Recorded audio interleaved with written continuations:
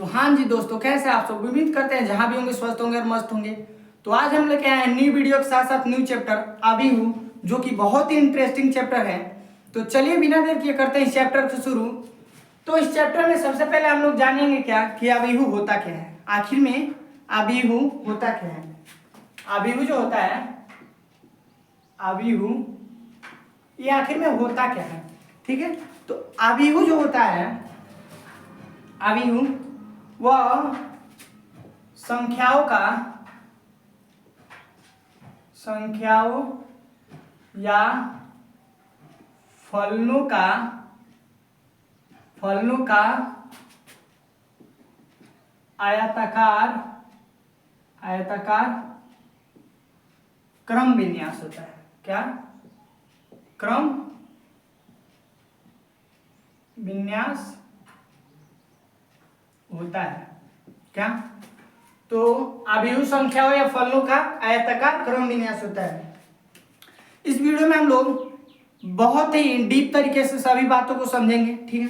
तो चलिए बिना देर के इस बातों को समझते हैं कि अबीहू मान लीजिए हमारे पास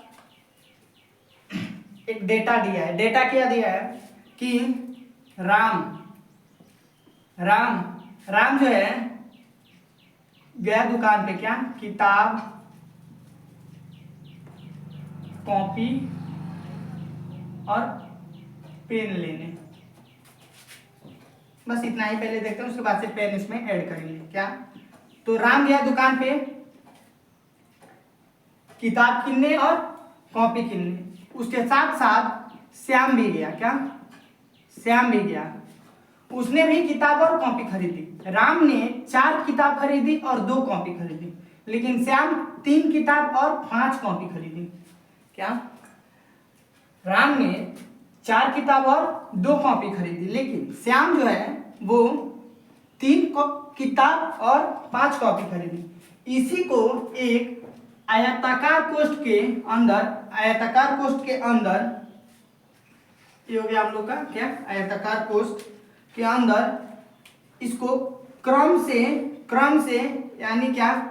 क्रम से यानी राम का जो है 4 किताब और 2 कॉपी, उसको एक क्रम से, क्या? तो 4 2, और श्याम का जो 3 किताब और 5 कॉपी है उसको एक क्रम से 3 5। देखिए किताब जो है वो एक क्रम में है, यहाँ पे भी एक क्रम में है। कॉपी जो है एक क्रम में, यहाँ पे भी एक क्रम में है। तो ऐसा जो निरूपण होता है, ऐसा निरूपण वो कहलाता है अबीहू। जो ऐसा निरूपण होता है, ऐसा वो क्या कहलाता है? तो अबीहू कहलाता है, ठीक है। अगर मान लीजिए इसी के साथ साथ अगर सीता गई, क्या? सीता उसने कहा कि 2 किताब खरीदी और 6 कॉपी, 2 किताब खरीदी और 6 कॉपी खरीदी। तो इसको 2 किताब और 6 कॉपी, तो इसको अगर इसी में एक क्रम से क्या 2 और 6 को ऐड करते हैं तो ये हमारा एक और अबीहू तैयार होता है, अगला, ठीक है। अब जो बात आती है कि अबीहू की कोटि क्या होती है, अबीहू का क्रम विन्यास क्या होता है, तो उसके बारे में हम लोग बात करेंगे। पहले इसको हम लोग समझ लेते हैं, ठीक है। अगर मान लीजिए अगर यहां पे कॉलम भी ऐड करते हैं, क्या? कॉलम, ठीक है। अगर राम ने 0 कॉलम खरीदी, यानी कॉलम नहीं खरीदी, इसके पास पहले से उपलब्ध पेन था, और श्याम जो है वो 2 कॉलम खरीदा, इसने 4 कॉलम खरीदा। कॉलम राम के पास पहले से पेन उपलब्ध है तो उसने नहीं ली, बोला कि लेके जाएंगे घर पे बेकार हो जाएगा, इससे अच्छा कि मैं नहीं लेता। लेकिन इसके पास पेन की कमी थी, श्याम के पास पेन की क्या थी? कमी थी, और सीता के पास भी। तो श्याम ने 2 कॉलम खरीदी, इसने 4 कॉलम खरीदी। तो अब यहां से हमारे एक डेटा तैयार हुआ, क्या? एक डेटा तैयार हुआ, ऐसे करके तैयार हुआ। इसी डेटा को आयताकार कोष्ठ के अंदर, आयताकार जो होता है आयताकार कोष्ठ के अंदर निरूपित करते हैं तो उसे अभिहु बोला जाता है। इस डेटा को एक आयताकार कोष्ठ के अंदर एक सिस्टमैटिक बोले तो क्रम विन्यास के रूप में क्रम से निरूपित करते हैं। क्रम से निरूपित का क्या मतलब 4, उसके बाद से इसने 2 कॉपी खरीदी, यहाँ पे 0 कॉलम खरीदा, ठीक है। अब श्याम जो 3 किताब खरीदा, 5 कॉपी खरीदी और 2 कॉलम खरीदा। सीता ने 2 किताब खरीदी, 6 कॉपी खरीदी और 4 कॉलम खरीदी। इसको एक आयताकार कोष्ठ के अंदर निरूपित जब हम लोग किए तो इसी को क्या बोला गया, तो इसी को अभिहु बोला गया, ठीक है। अब इसकी कोटि समझते हैं। अभिहु की जो कोटि होती है उसको समझते हैं, ठीक है। इतनी बातें आप लोगों को समझ में आई होगी, उम्मीद करते हैं। अब देखिए अभिहु की कोटि क्या होती है। अभिहु की कोटि आखिरकार होती क्या है, तो अभिहु की कोटि होती है अभिहु की कोटि, ठीक है। अभिहु की कोटि होती है दोस्तों पंक्ति गुणे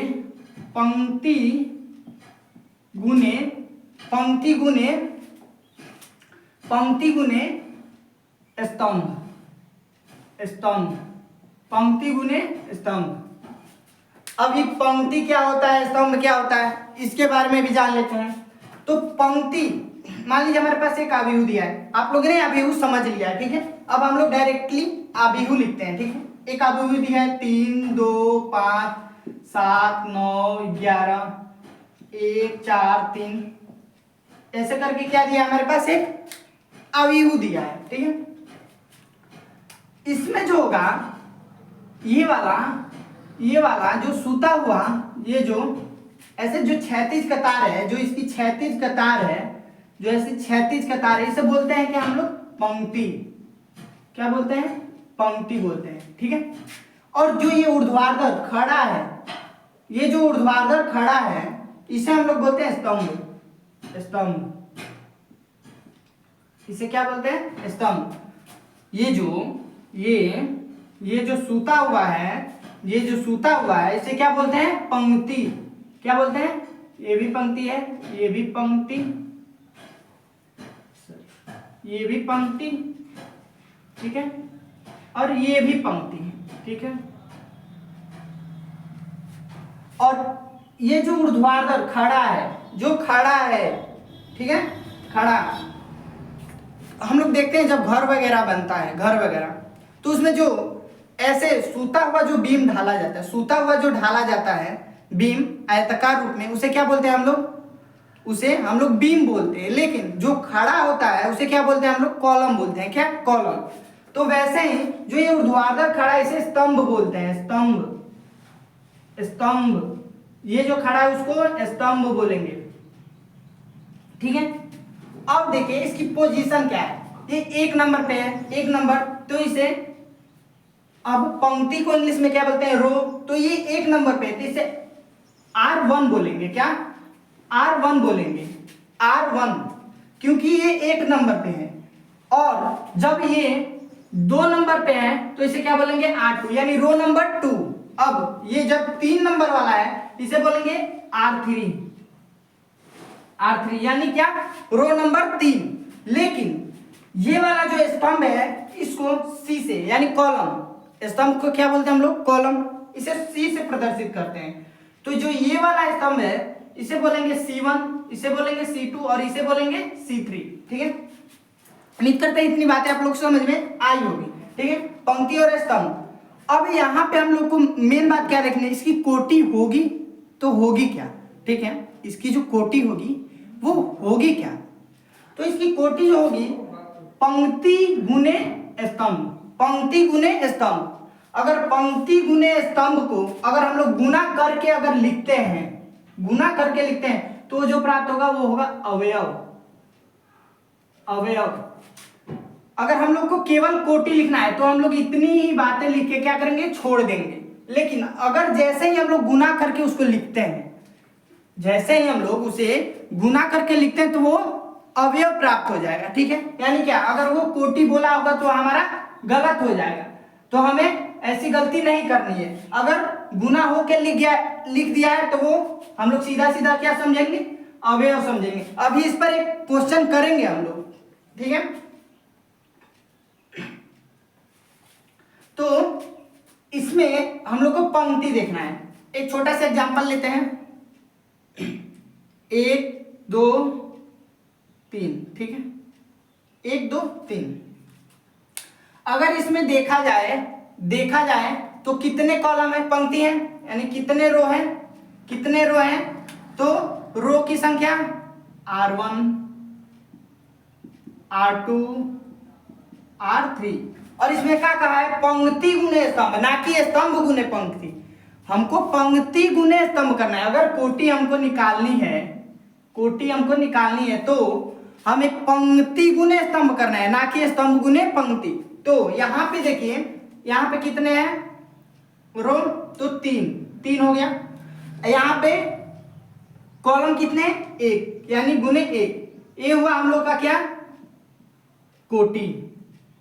अगर कोई पूछे कि इसमें कोटि कितनी है, तो 3 गुने 1, और ये अभिहु कैसा है, तो 3/1 का अभिहु है। कैसा है, तो 3/1 का अभिहु है। ठीक है, उम्मीद करते हैं यहां तक समझ में आई होगी। और एग्जांपल देखते हैं, इसको ही देखते हैं। इसमें रो कितने हैं, तो रो है 3। दूसरे कलर से लिखते हैं ताकि समझ में आए। इसमें रो कितने हैं, तो रो है 3, ठीक है रो 3। और इसमें स्तंभ कितने हैं, स्तंभ, तो इसमें स्तंभ है 3। इसमें क्या है, स्तंभ है 3। हमने क्या कहा कि पंक्ति को पहले लिखते हैं, बाद में किसको लिखते हैं, तो स्तंभ को। पंक्ति को पहले लिखते हैं, बाद में स्तंभ को लिखते हैं। हालांकि ये 3/3 का अभिहु है, तो इसमें कोई इधर उधर लिखेंगे हमको कोई कठिनाई नहीं होगी। लेकिन अगर इससे पहले हम लोग कोटि की जो ये बेसिक बातें बताई गई इसको लिखेंगे, तो क्या लिखेंगे, पंक्ति गुने स्तंभ, पंक्ति गुने स्तंभ, ऐसे लिखेंगे। ठीक है, उम्मीद करते हैं यहां तक की सारी बातें आप लोग को समझ में आई होगी। ठीक है, चलिए देखते हैं अगले क्वेश्चन को।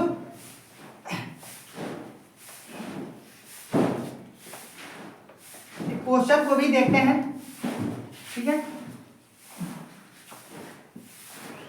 क्वेश्चन जो कह रहा है बहुत ही इजी दिया है, दिमाग लगा के बनाने वाला है। कह रहा है अगर 24 अवयव है, 24 अवयव हैं, अगर 24 अवयव हैं तो कितनी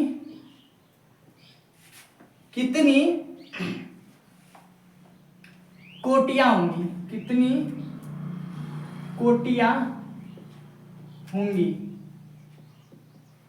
क्या बोल रहा है, अगर 24 अवयव है तो कितनी कोटियां होंगी।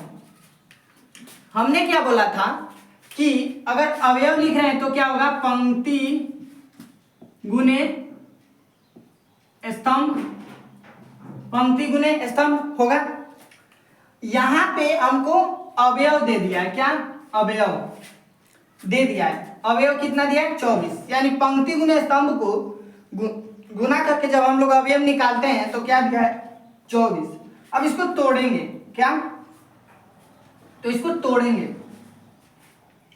तोड़ेंगे कैसे, तो हम लोग लिख सकते हैं 1 गुने 24, लिख सकते हैं 2 गुने 24, 2 गुने 12, लिख सकते हैं 3 गुने 8, 8 त्रिका 24 और 12 दूनी 24, ठीक है, लिख सकते हैं 4 गुने 6, लिख सकते हैं।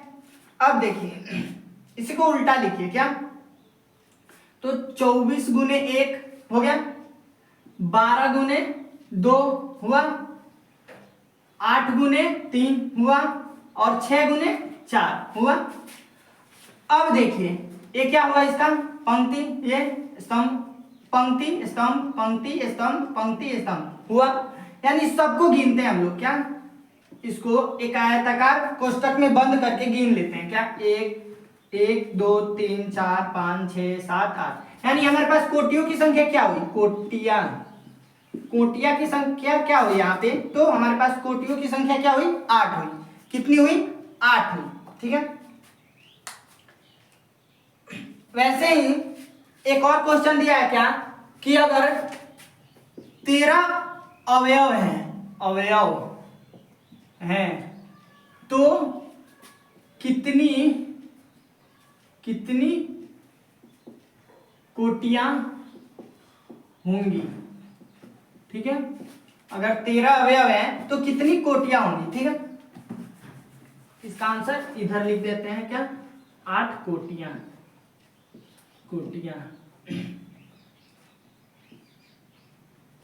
ठीक है। अब दूसरा हमारा क्या रहा, अगर 13 अवयव है तो कितनी कोटियां होंगी, वही बात। एक और बात, हम लोग पंक्ति को m और स्तंभ को n लिखते हैं, क्या n, तो इसको m गुने n भी लिखते हैं, क्या m गुने n भी लिखते हैं, ठीक है। चलिए बिना देर के इस क्वेश्चन को भी बताते हैं, ठीक है। इसमें क्या दिया है 13, यानी क्या m गुने n इज इक्वल टू हमको 13 दे दिया है। अब इसको हम लोग को तोड़ के क्या कोटियां कितनी है उसकी संख्या बतानी है, ठीक है। कोटियां कितनी है इसकी संख्या बतानी है, ठीक है। तो हमारे पास कोटियों की संख्या कैसे निकलेगी, तो इसका गुणनखंड करते हैं, तो 13 का 1 गुने 13 होगा, और दूसरा क्या होगा हमारा, अब 2 से तो ना ही 2 से लगेगा, ना ही 3 से लगेगा, ना ही 4 से लगेगा, दूसरा हमारा क्या होगा, तो 13 गुने 1 होगा। इसको एक आयताकार के अंदर बंद करते हैं, ठीक है। अब 1 और 2 यानी क्या हमारे पास इसमें कितनी कोटियां निकल के आई, तो 2 कोटियां, ठीक है। हमारे पास इसमें 2 कोटियां निकल के आई, ठीक है। उम्मीद करते हैं कि यहां तक की सारी बातें आप लोग को समझ में आई होगी, ठीक है। अब हम लोग बढ़ते हैं किसकी ओर, तो आव्यूह का क्रम विन्यास, ठीक है। आव्यूह का क्रम विन्यास, पहले हम आप लोग को क्वेश्चन देते हैं कुछ, उसको बना लीजिएगा, ठीक है। एक क्वेश्चन देते हैं, क्या इसी पे आधारित हमारा एक क्वेश्चन है कि अगर 10 अवयव हैं तो कोटियों की संख्या कितनी होंगी। अगर इसे में लिख देते हैं तथा करके, तथा 5 अवयव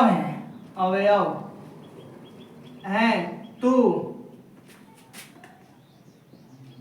कोटियों की संख्या कितनी होंगी। इस क्वेश्चन को आप लोग लिखिए।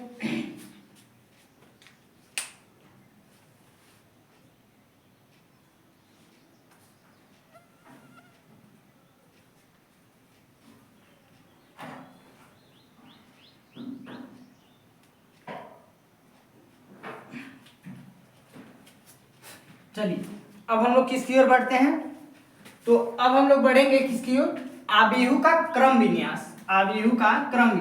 अभी हम लोगों ने कुछ देर पहले देखा था क्या कि एक सीरीज के रूप में क्या हम लोग उसको लिख दे रहे थे, तो वो क्या हो जा रहा था, हमारा क्रम विन्यास हो जा रहा था एक सीरीज के रूप में। यानी क्या कि राम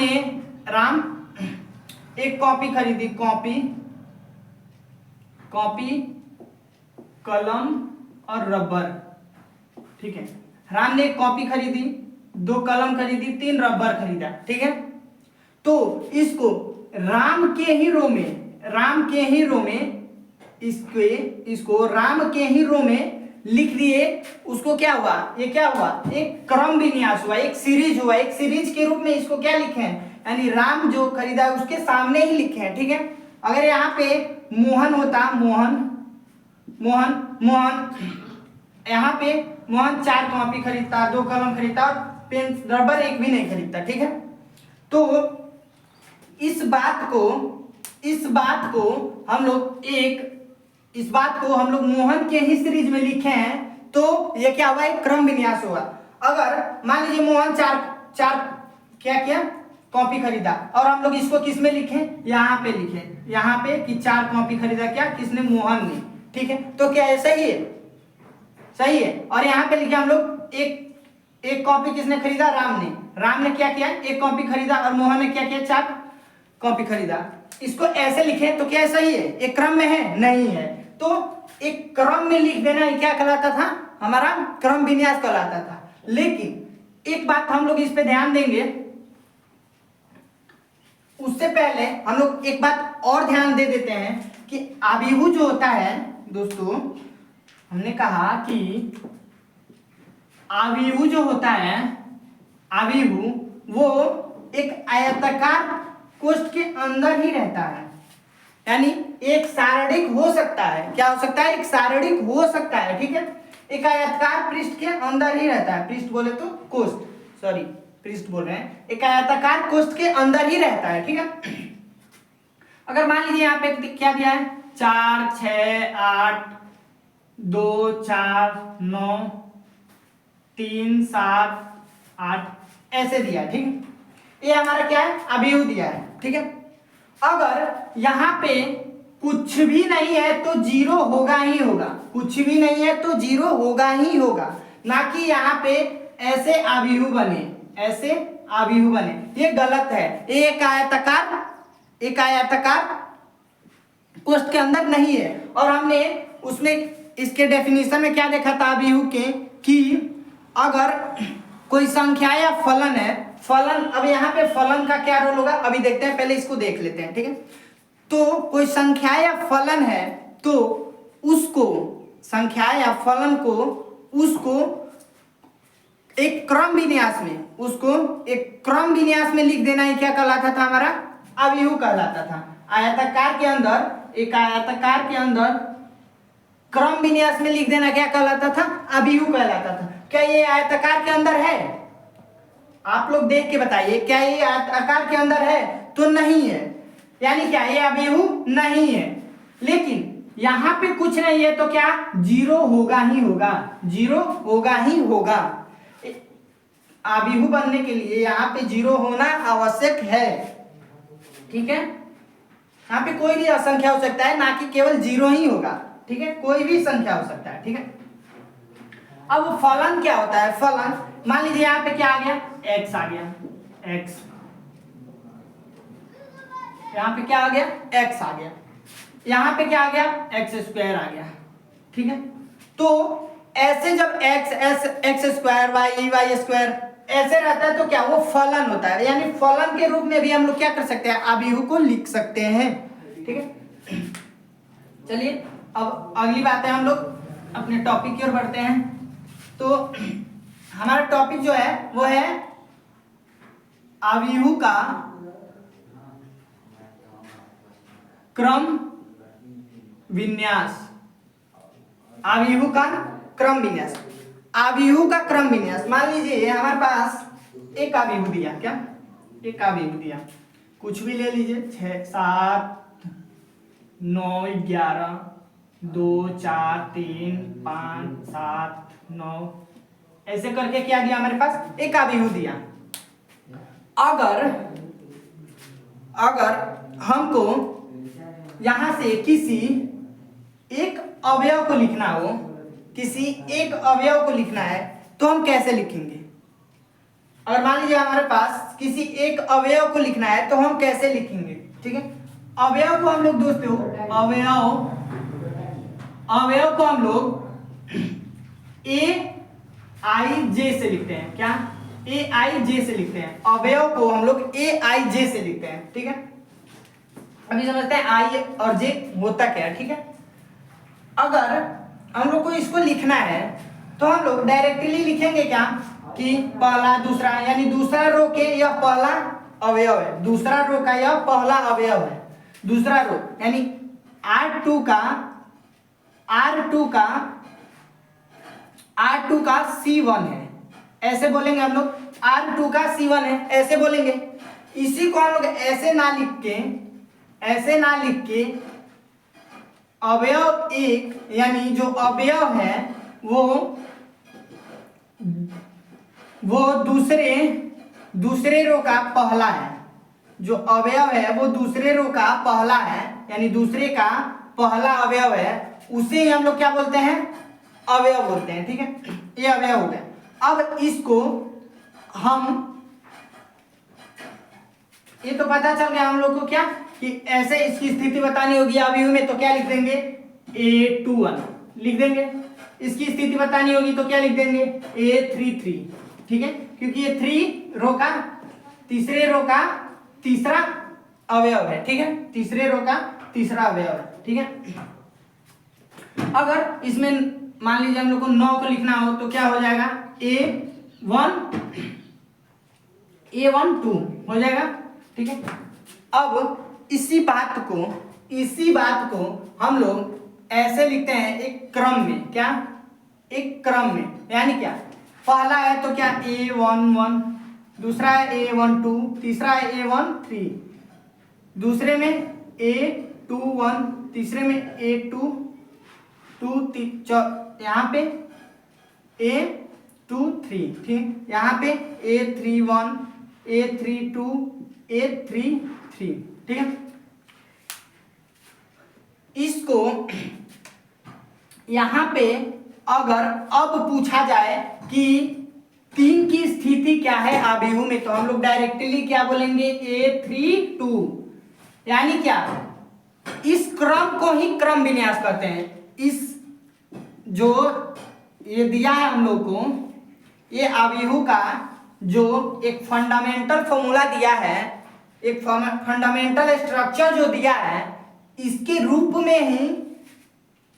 रूप में किसी अवयव को उठा के लिख देना, ये क्या कहलाता है हम लोग का आव्यूह का क्रम विन्यास। आव्यूह का क्रम विन्यास यानी कि यहाँ से 9 को लिखना होता हम लोग तो इसका उपयोग करते हैं, इस आव्यूह को डायरेक्टली लिख के। मान लीजिए हमको 9 को नहीं लिखना है, हमें एक संक्षिप्त निरूपण करना है, तो हमें डायरेक्टली क्या लिखते हैं यहाँ पे A12।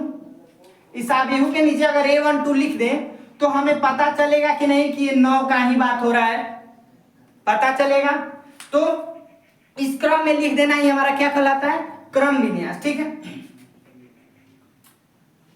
अब देखिए क्वेश्चन कैसे आएगा। क्वेश्चन आव्यूह का निरूपण करने के लिए, आव्यूह का निरूपण करने के लिए क्या हमारे पास क्वेश्चन देगा, आव्यूह का निरूपण करें। क्या करें, आव्यूह का निरूपण करें। तो हम लोगों ने अभी देखा कि क्या अवयव जो होते हैं, अवयव उसको अगर लिखना हो तो हम कैसे लिखेंगे, तो AIJ। ठीक है, सॉरी कि पीछे हम AIJ का मतलब नहीं बताए। ठीक है, अब बता देते हैं। ठीक है, हमारा क्या था कि एक अवयव था, उसको ऐसे लिखे थे A11, A12, A13, A21, A22, A23, A31,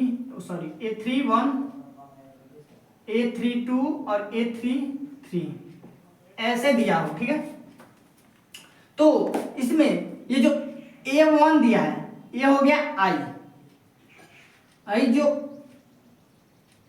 दूसरे नंबर पे 1 दिया है इसे बोलते हैं J, यानी क्या ये I ये J, क्या तो ये I ये J,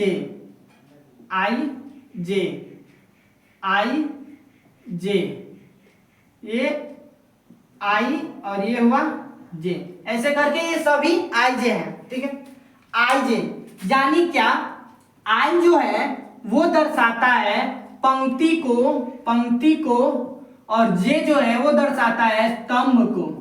क्या? स्तंभ को। आई सॉरी जे यहाँ पे है, ठीक है। जे जो दर्शाता है वो स्तंभ को और आई दर्शाता है किसको? पंक्ति को। तो उसको ऐसे लिख देना एक फंडामेंटल स्ट्रक्चर में ही क्या कहलाता है हम लोग का? क्रम विन्यास कहलाता था। अब हम लोग समझ गए क्या कि पंक्ति आई और जे का मतलब क्या हुआ? तो आई का मतलब होता है पंक्ति, जे का मतलब होता है हमारा स्तंभ, ठीक है। इतनी बातें आप लोग को समझ में आ गई होगी। तो हम आप लोग को बताने जा रहे थे तो क्या कि आबिहू का निरूपण, ठीक है, आबिहू का निरूपण, ठीक है। तो बोल रहा है कि एक हमारे पास एक आबिहू दिया है, क्या? ए आई जे एक आबिहू दिया है 2x2 का। कितना? तो 2x2 का, ठीक है। अभी हमने कुछ देर पहले बताया था कि 2x2 का आबिहू बोले तो कैसे लिखेंगे। 2x2 का आबिहू जो होगा वो कैसे लिखा जाएगा, यानी क्या हम बताए थे कि A1 मान लीजिए 1 2 3 और 4 है। ये कितने बाई कितने का आबिहू है? तो 2x2 का। बताया था हमने कि पंक्ति गुने स्तंभ, पंक्ति गुने स्तंभ, उसकी जितनी संख्या होती है, जितनी संख्या, यानी पंक्ति की यहाँ पे संख्या कितनी है? 2, 1 2, स्तंभ की संख्या 1 और 2, ठीक है। तो पंक्ति गुने स्तंभ जो होते हैं वो क्या होते हैं? हमारे कोटि होते हैं, ठीक है, कोटि होते थे। अब यहाँ पे देखा जाए कितने बाई कितने का आबिहू है, तो वो जो जितने पंक्ति हैं गुने उतने जितने स्तंभ है उतने बाई उतने का क्या होते हैं? यहाँ पे हमारा आबिहू होता है। यानी यहाँ पे 2 पंक्ति है, 2 स्तंभ है, तो 2x2 का आबिहू है, ठीक है।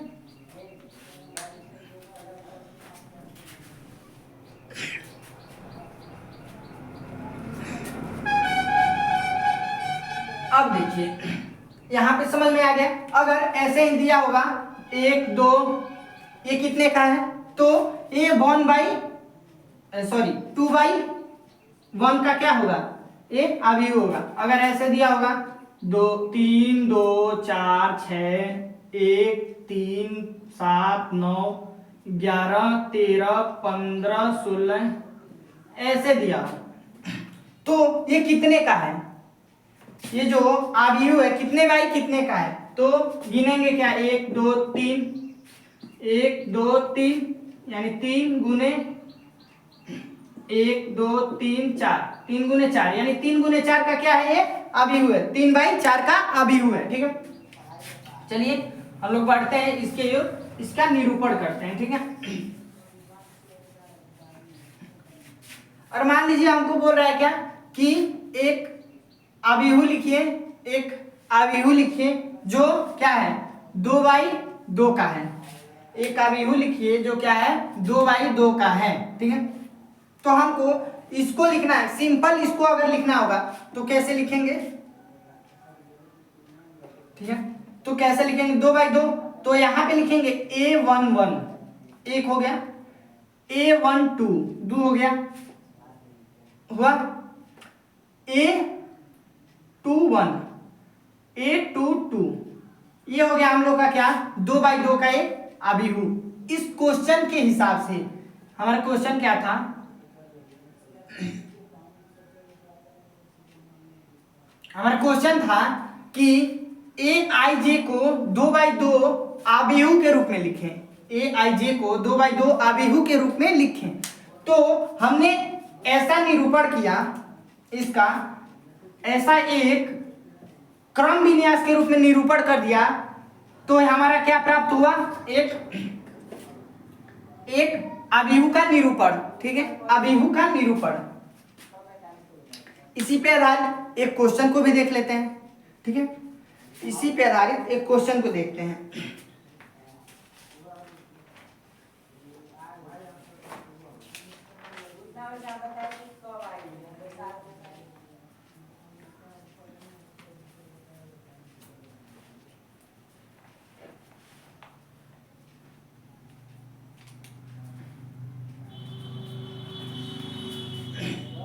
क्वेश्चन जो हमारा है वो कह रहा है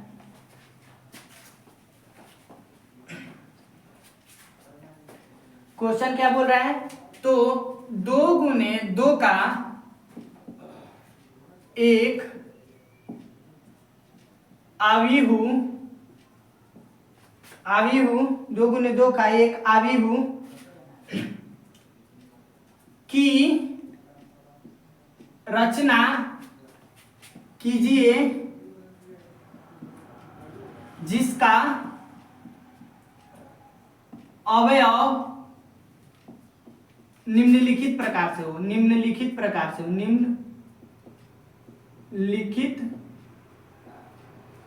प्रकार से हो। और दिया क्या है हमारा क्वेश्चन में कि a + j/2 और a + i+j/2 और i + j का यहाँ पे होल स्क्वायर, ये दिया है हमारा क्वेश्चन। ठीक है, एक और क्वेश्चन दिया है, तो वो क्वेश्चन क्या दिया है कि aij बराबर दिया है हमारा क्या i/j, ये हमारा दिया है। इस क्वेश्चन पे आधारित हम लोग को क्या करना है, आव्यूह का निरूपण करना है, आव्यूह का निरूपण। तो आइए इसको भी करते हैं। ठीक है, क्या बोला है यहाँ पे क्वेश्चन में, तो क्वेश्चन में बोला है 2/2 का, 2/2 का। अगर 2/2 का हम लोग आव्यूह लिखें, सिंपल आव्यूह का एक फंडामेंटल स्ट्रक्चर लिखें तो क्या होगा, a11 a12 a21 a22 होगा। एक सिंपल स्ट्रक्चर ये हुआ। अब इसके हिसाब से यहाँ पे उसको सेट करके लिखते हैं। ठीक है,